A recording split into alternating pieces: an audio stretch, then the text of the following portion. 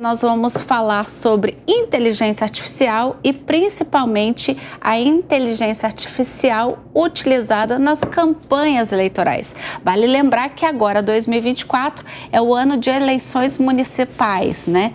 Então a gente vai eleger aí prefeitos e vereadores, né? E certamente saiu já, né? Agora na última semana de fevereiro a gente teve aí a regulamentação das eleições pelo Tribunal Superior Eleitoral, né?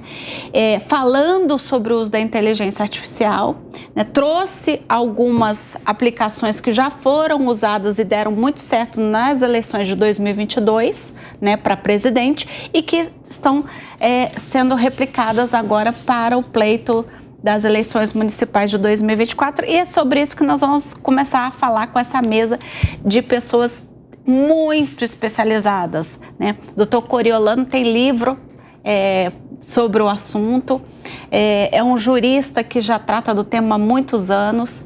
Marcelo também é um publicitário que também adota a inteligência artificial. É um marqueteiro mesmo, marqueteiro. Exatamente. E agora está fundando o Instituto de Inteligência Artificial, né? É o Instituto Brasileiro para a Regulamentação da Inteligência Artificial, que é um instituto que está nascendo do mercado, né? De marqueteiros, jornalistas, juristas. Tem que convidar o Dr. Coriolano. Já está convidadíssimo. É um prazer.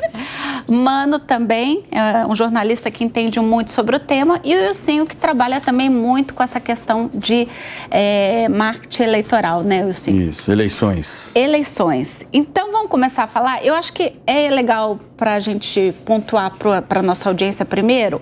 Vamos desmistificar esse fantasma chamado inteligência artificial, porque as pessoas, ao mesmo tempo que sabem, não sabem o que é inteligência artificial, né? Porque a gente agora associa sempre ao chat GPT, né? GPT. A gente está sempre associando a ele, mas ele nem é, né, uma inteligência artificial no seu modelo mais clássico, vou pontuar dessa forma, né? Então, eu queria aproveitar primeiro a experiência dos senhores, né? Vou pedir para o Dr. Coriolano e depois eu passo a palavra para você. Eu queria que vocês desmistificassem para quem está em casa, né? Quem não entende de tecnologia, quem não é desse universo, o que é inteligência artificial e alguns exemplos práticos, ou seja, do nosso cotidiano, que a gente às vezes está falando com uma inteligência artificial e nem sabe que está falando, né? Então, Dr. Coriolano, por favor, a palavra é sua. Inteligência artificial, ela é um conjunto de algoritmos, é uma tecnologia, de certa forma, complexa, mas ela vem para facilitar e trazer algumas respostas para assuntos simples do dia a dia de todos nós. Por exemplo, eu fui fazer alguns exames para a coluna, para o nosso telespectador entender. Coloquei ali na inteligência artificial e ele me disse, olha, você está com uma inflamação aqui nessa vértebra, etc. E ele traz isso numa linguagem mais clara, que a gente pode entender, né, de uma forma assim. E passei isso para o meu médico, ele ficou encantado. Puxa, nunca tinha utilizado dessa forma, que maravilha. Uso muito para correção de texto, para deixar o texto mais leve. Olha, escreva como um jurista, mas dê um tom mais leve, mais ameno. Escreva um texto, uma resposta para o Wilson com bom humor, né? Escreva para o Mano, mas de uma forma mais suave, mais adequada. Então, a inteligência artificial, ela, assim, em resumo, ela tem múltiplas utilidades para medicina, advocacia, engenharia, para o marketing eleitoral, para as eleições, e que é justamente um dos temas que nós vamos falar aqui hoje, né? Justamente a utilização da inteligência artificial nas eleições. Mas, assim, de grosso modo, para quem está nos ouvindo entender, doutora. Tá. E aí eu vou pedir a ajuda do Marcelo, porque uma das coisas que foi vetada pelo Tribunal Superior Eleitoral são os chatbots, né? É o uso do chatbot, inclusive seja com o uso da imagem do candidato ou de qualquer ser humano, voz, etc. Explica o que é o famoso chatbot e o que já tem, quem já tem usado o chatbot e a gente nem sabe. Eu queria voltar só um pouquinho. Claro, fica à vontade. Gente, a gente tem que entender que a gente usa inteligência artificial todos os dias e há muito tempo. E essa é a grande questão. Ela está presente na nossa vida. Ela tem à disposição todos os livros que foram escritos no mundo, todas as teses, todos os artigos. Então, a capacidade de processamento dela é uma coisa que vai levar a humanidade para um próximo passo. E ela é ferramenta, ela não é boa nem ruim. Essa é a questão, né?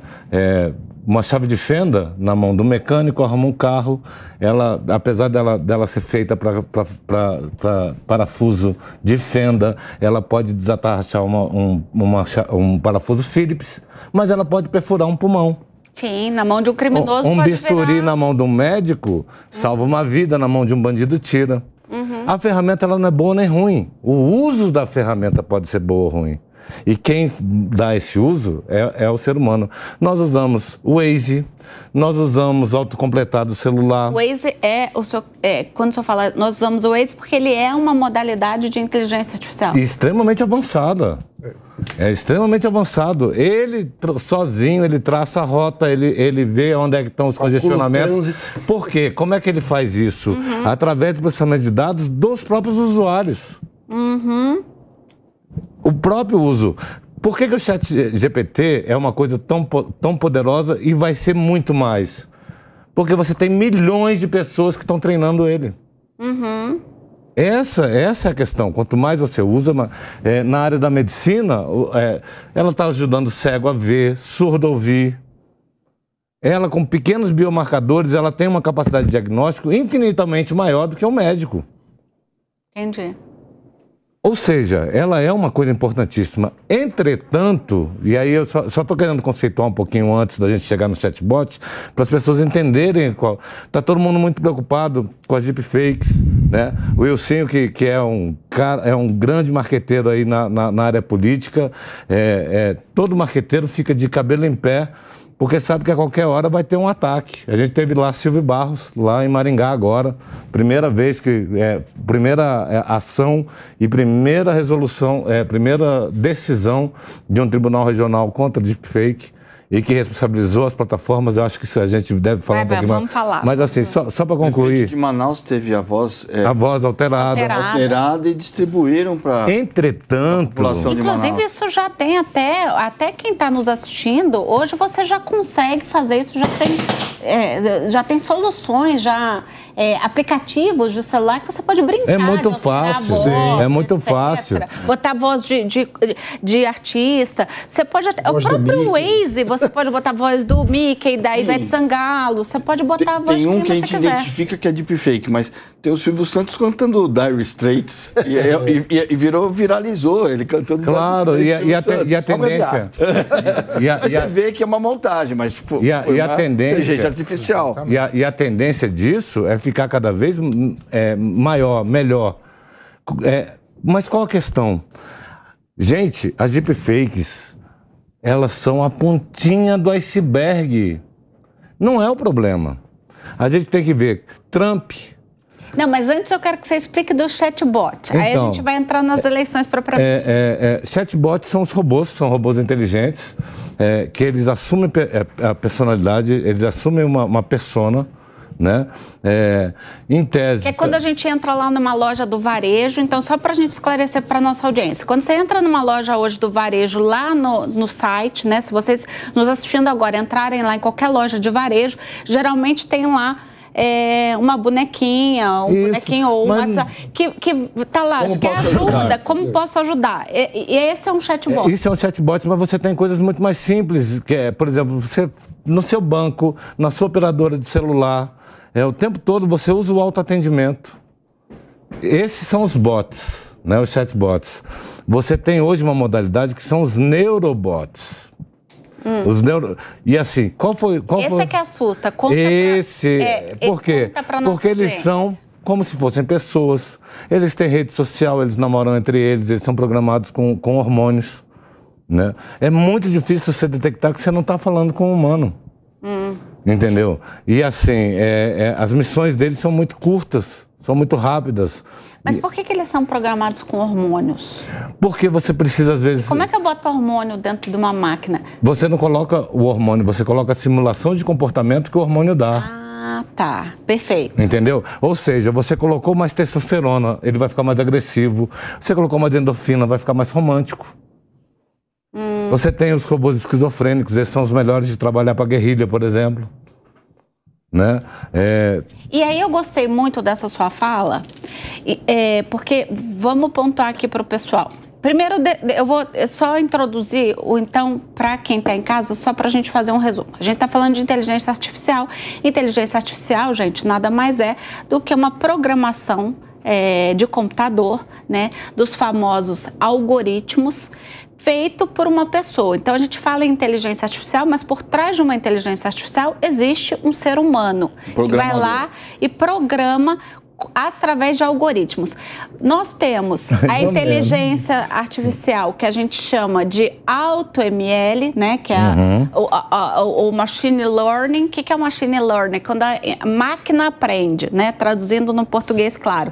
Você tem o Auto Machine Learning, que é o quê? A máquina, você dá ali para ela alguns comandos iniciais, é como se você estivesse educando uma criança. Você ensina ela a falar, só que daqui a pouco ela começa a falar palavrão, ela começa a falar vai Corinthians e você nem ensinou isso, né? Tô falando do meu filho, obviamente. É exatamente isso. Né? Quando você vê, ela já tá falando um monte de coisa que ela aprendeu o quê? Do ambiente. E a máquina também, hoje, a inteligência artificial tem esse poder. Você ensina os comandos básicos, você depois coloca ela na rede, né? Ela começa a assimilar, como você mesmo pontuou, teses, artigos, publicações, etc. E, de repente, ela aprende sozinha, como uma criança, ela sai aprendendo a viver sozinha. Essa é a inteligência artificial que se auto-ensina, né? Autodidata, autodidata, digamos assim. Só para, a grosso modo, só para a nossa audiência entender o que é uma inteligência artificial. E aí, nós temos aí agora a questão de que nas eleições, né, assim como na nossa vida cotidiana, como bem pontuou o senhor e o doutor Coriolano, a gente tem a inteligência artificial para tudo. Inclusive, ela tem facilitado o dia a dia das pessoas, né? No campo da medicina, há muito tempo atrás, quando eu ainda trabalhava no mercado de tecnologia, lá nos Estados Unidos, o que eles fizeram? Eles tinham um banco de dados de todos os tipos de câncer. E aí eles colocaram a inteligência artificial para entender, conhecer os cânceres e como é que se diagnosticou cada caso. Ela aprendeu aquilo, então ela, a partir daquele banco de dados de imagens e de diagnósticos, ele conseguia precocemente saber se uma pessoa poderia ou não desenvolver um determinado tipo de câncer. É uma aplicação na medicina. E aí, obviamente, tem um lado positivo, que é esse que a gente está falando da medicina, mas tem um lado negro da força, que é o mau uso da tecnologia. E o Tribunal Superior Eleitoral teve que adaptar, né, a normatização dos pleitos para que essa inteligência artificial não manipulasse opiniões e resultados, né? E uma das coisas que vem na resolução é justamente do chatbot que a gente está aqui falando. E aí eu queria que você explicasse, você estava me contando que a gente tem lá o chatbot na sua maior singularidade, que é aquele lá que vai ajudar na loja, no varejo, etc. Mas já tem esse aí que você contou pra gente nos bastidores e a gente estava estarrecido lá. Porque eles manipulam a opinião dentro de chats, é mais do que isso. O que acontece? Do mesmo jeito que na a ciência mapeou o genoma humano, a inteligência artificial mapeou as emoções humanas, né? Por exemplo, na questão do Trump, eles trabalharam com uma lógica dos 5 grandes, que é a estratégia mais fuleira que tem dentro da área de psicologia comportamental ou de neuromarketing, que são os 5 grandes. São as 5 características que todas as pessoas, todos os seres humanos têm, e você tem um alfa, que é o aventureiro, que é o protetor, que é... E aí o que eles fizeram? Eles pegaram, mapearam todos os adultos dos Estados Unidos, e por isso que eu falo que a deepfake não é o calcanhar de Aquiles da inteligência artificial, e as pessoas têm muita dificuldade de ver, porque elas acreditam no que é palpável, né? O que eles fizeram?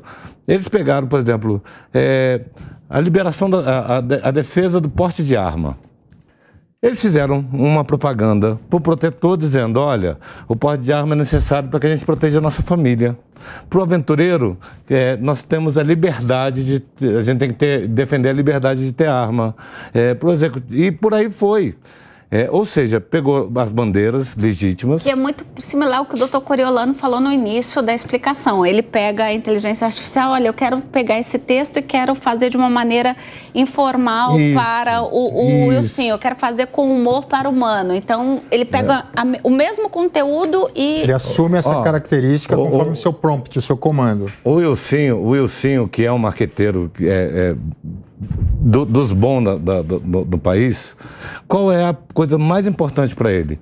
Ele conseguir segmentar, entender o público e ele conseguir direcionar o conjunto de mensagens para esse público.